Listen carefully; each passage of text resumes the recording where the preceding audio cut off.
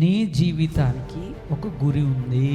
దేవుడు నిన్ను ఒక గురి కలిగి చేసుకున్నాడు, ఒక ఉద్దేశాన్ని ఏర్పాటు చేశాడు. నువ్వు అనుకుంటున్నట్టుగా నీ గురి ఉద్యోగం కాదు, నువ్వు అనుకుంటున్నట్టుగా ఈ లోక పరిస్థితులు స్థితిగతులు కాదు, కానీ నీ కోసం ప్రాణం పెట్టి నిన్ను రక్షించిన ఆ ప్రభువు కొరకు నీవు జీవించాలి అని అపోస్తలుడైన పౌలు జీవిత మర్మాన్ని గ్రహించిన వాడు.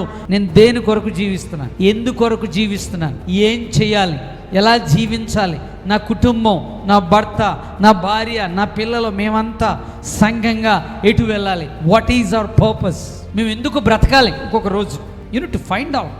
కొన్నిసార్లు అర్థం కాదు దేవుడు నన్ను ఎందుకు ఏర్పాటు చేసుకున్నాడు. ఎప్పుడు డబ్బు డబ్బు డబ్బేనా, ఎప్పుడు ఉద్యోగం ఉద్యోగం ఉద్యోగమేనా, ఎప్పుడు లోకాశలేనా. మీరు జీవించవలసింది ఎవరి కొరకు?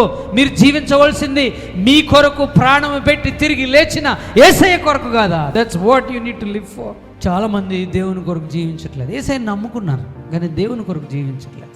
వారికి కావలసిన దాని కొరకే జీవించేవాళ్ళు ఉన్నారు, వాళ్ళు అనుకున్న దాని కొరకే జీవించేవాళ్ళు ఉన్నారు. ఏంటి దాని ఉద్దేశం అంటే, నీ మెయిన్ గురి దేవుడు అయినప్పుడు మిగిలినవన్నీ సెకండరీ.